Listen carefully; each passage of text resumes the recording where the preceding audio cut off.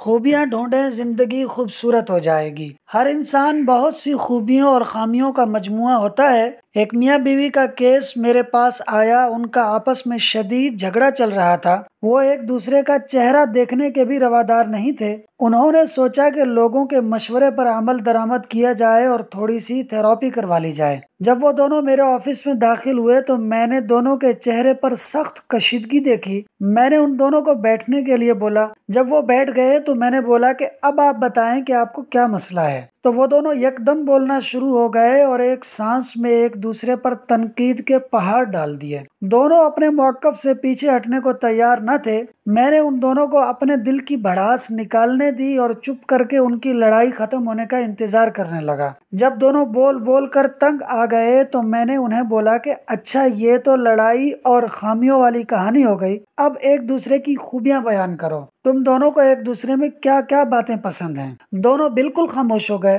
بہت دیر تک دونوں نے کچھ نہیں بولا۔ مجھے سمجھ آ گئی کہ ان کو ایک دوسرے پر اتنا شدید غصہ ہے کہ ایک دوسرے کی کوئی اچھی بات یاد ہی نہیں ہے اور نہ ہی وہ یاد کرنا چاہتے تھے۔ میں نے ایک ایک کاغذ اور پین دونوں کو تھما دیے اور میاں بیوی کو بولا کہ اپنے اپنے کاغذ پر ایک دوسرے کی خوبیاں تحریر کرو۔ ایک دفعہ پھر بہت دیر تک دونوں نے کچھ بھی نہ لکھا اور غصہ ان کے چہروں پر عیاں تھا۔ بہت دیر کے بعد خاوند نے جیسے ہی اپنے کاغذ پر کچھ لکھنا شروع کیا تو ایک دم ہی اس کی بیگم بھی تیز تیز اپنے کاغذ پر کچھ لکھنے لگ گئی۔ لگ رہا تھا کہ ابھی بھی دونوں مقابلے پر اپنا اپنا کاغذ بھرنے بیٹھ گئے تھے۔ جب انہوں نے لکھ لیا تو بیوی نے اپنا کاغذ مجھے تھمایا۔ میں نے اسے واپس کرتے ہوئے بولا کہ اسے اپنے شوہر کو دو، وہ خود ہی پڑھے گا۔ بیوی نے اسے دے دیا اور اس کا کاغذ لے لیا۔